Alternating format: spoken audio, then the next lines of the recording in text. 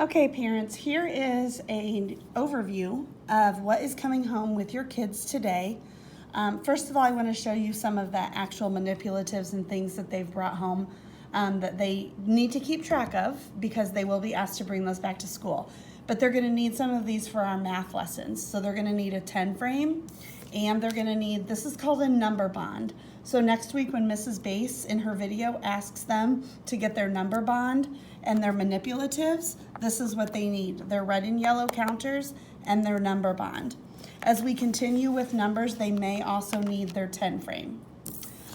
For phonics and reading, they are going to need their magnetic letters occasionally with Mrs. Moffat or maybe with me, depending on if we're doing phonics or sight words. So they all have their baggie of magnetic letters.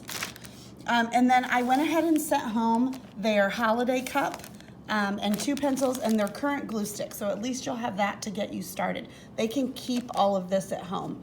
These are the things that need to come back.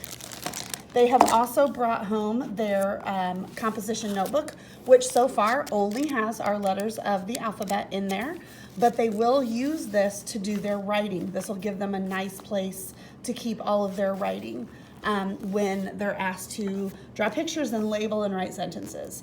They're also bringing home their writing folder. So this is what they can use if they forget what a letter looks like, if they need to know how to make the letter. And then they've also got a November picture page and a December picture page. Hopefully we won't get that far, but you just never know, so we stuck it in there anyway. The November picture page is going to be helpful if they want to know how to spell something when we write about our Thanksgiving.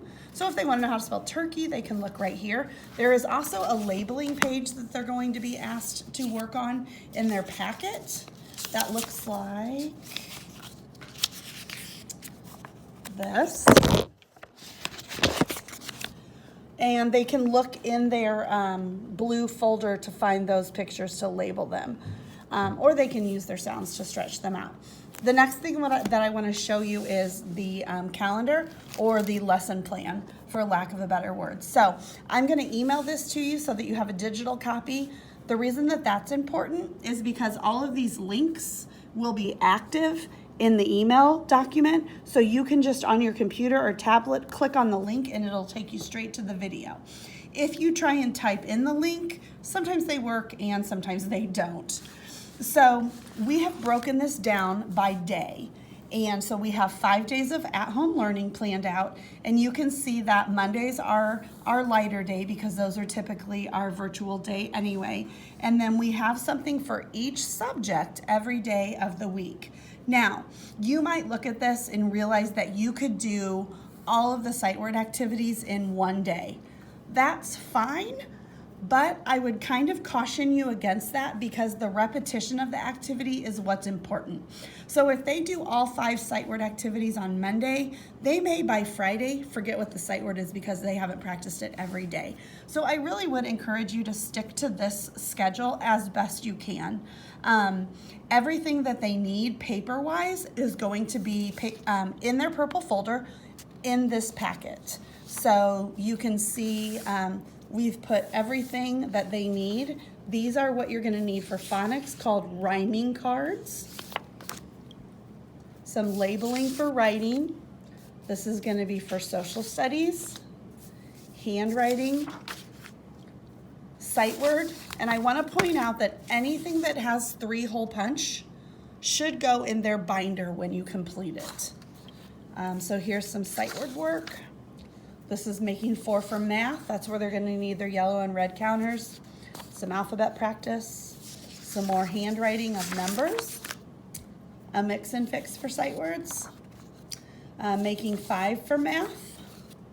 This is a 3-hole punch sentence that they might already have completed that just needs to go into their binder.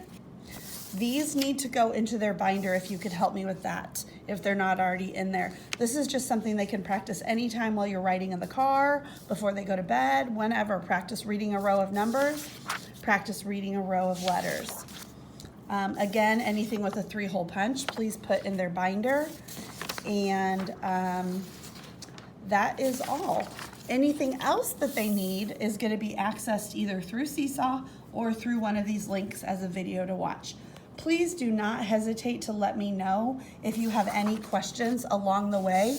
One thing I wanted to mention is that I put a Zoom time at the bottom of each day. I will send out the invite for the Zoom that morning of Monday or Tuesday or whatever day it is.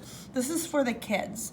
So if you are able to have a grown-up helper help your child get onto Zoom and join us for a 10 to 15 minute just little morning or afternoon meeting to say hi, to kind of have some sharing time, just so we can keep those connections going. If your kids can make it, that's great. If they can make all of them, one of them, that is great. I know they would just still love to see each other. And then always feel free to email me or message me with questions. And then keep all the paper pencil work. The kids can bring it all back with them in their purple folders whenever we come back to school. And after that, have a wonderful Thanksgiving, and I'll be in touch. Thank you.